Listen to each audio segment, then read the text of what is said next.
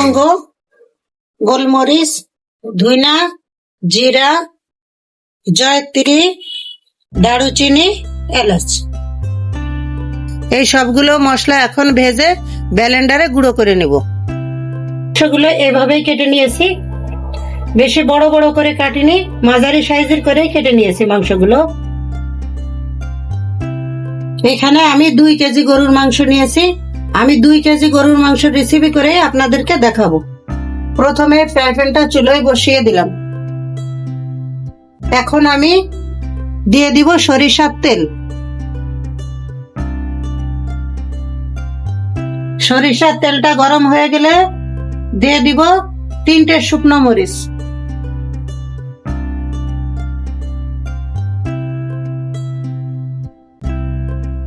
দিয়ে দিব 2টা তেজপাতা।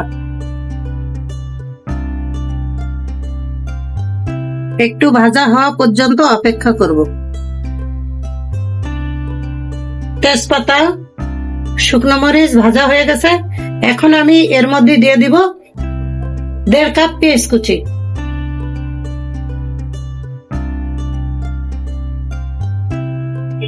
পেঁয়াজটা বাদামি কালার হওয়া পর্যন্ত অপেক্ষা করব। আজকের রান্নাটা সরিষার তেল দিয়েই হবে।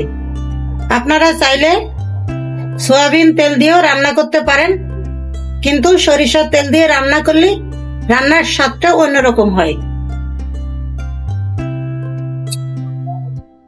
পেঁয়াজটা বাদামি কালার হয়ে গেছে। এখন আমি দিয়ে দেব 1.5 টেবিল চামচ রসুন বাটা,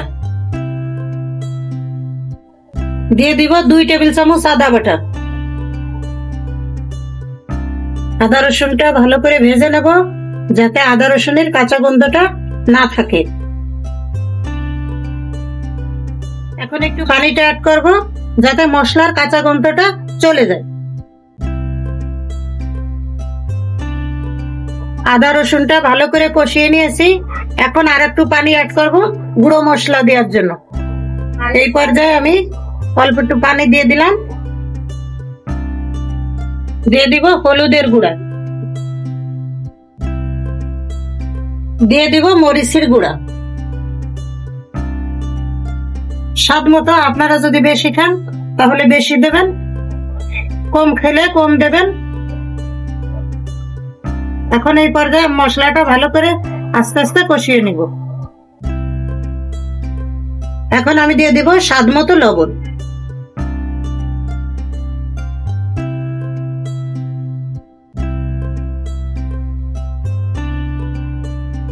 আমার মশলাটা কষানো হয়ে গেছে। এখন আমি দিয়ে দেবো মাংসগুলো। যে মাংসটা দিয়ে রেখেছিলাম, এখন আমি সেই মাংসটা দিয়ে দেব।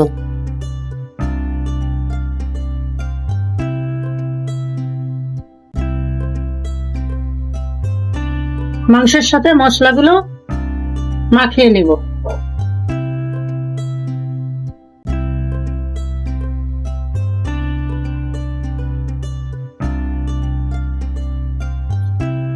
মাংসটা আমি মশলার সাথে 5 মিনিট এভাবে মাখিয়ে নিলাম। এখন আমি এই মাংসটা ঢেকে দেব।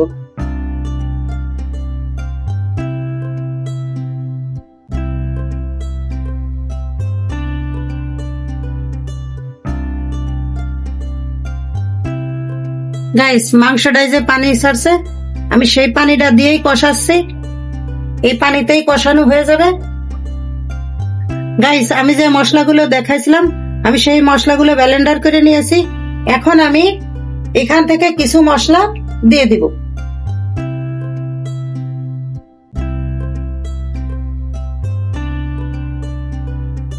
বাকিটা যখন হয়ে আসবে তখন আমি দিয়ে দিব। এখন আমি এই মশলাটা দিয়ে কষাইয়ে আবার ঢেকে দেব।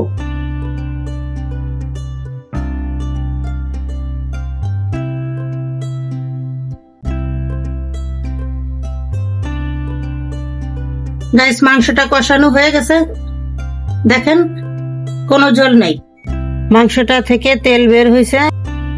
এই পর্যায়ে দিয়ে দিব মাঝারি সাইজের 2টা আলু। আলুগুলো আমি এভাবে কেটে নিয়েছি। এই আলুগুলো দিয়ে আমি 5 মিনিট কষিয়ে নেব।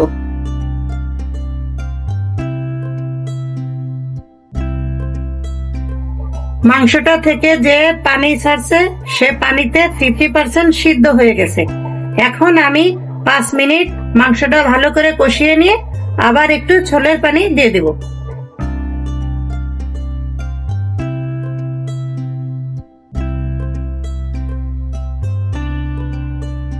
আলু দিয়ে মাংসটা আমি 5 মিনিট কষিয়ে নিলাম।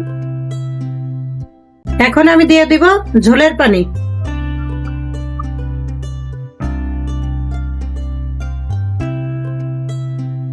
গাইস, এই ঝোলের পানিতে মাংস আলু দুটোই একসঙ্গে সিদ্ধ হয়ে যাবে।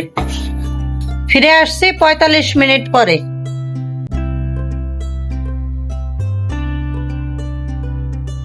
ফিরে আসলাম 45 মিনিট পরে। আমার মাংসটা প্রায় হয়ে গেছে। আমি এখন মাংসের সাথে কিছু উপকরণ অ্যাড করব। গাইস, যে বাকি মশলাটা ছিল এখন আমি সেই বাকি মশলাটা মাংসই দিয়ে দিব।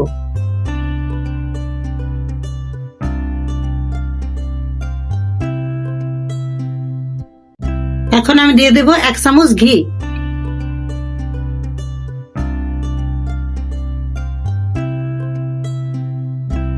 দিয়ে দিব 3টা কাঁচামরিচ। দিয়ে দিব 2টা আলুর বোকরা। দিয়ে দিব আমি 1 চামচ গুঁড়ো দুধ।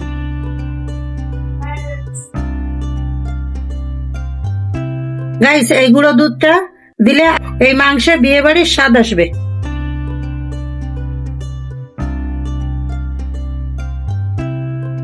গাইস, দেখেন ঝোলটা কতটা কমছে, মাংসটাও সিজে গেছে। মাংসটা হয়ে গেছে। এখন আমি পরিবেশন করে আপনাদেরকে দেখাবো।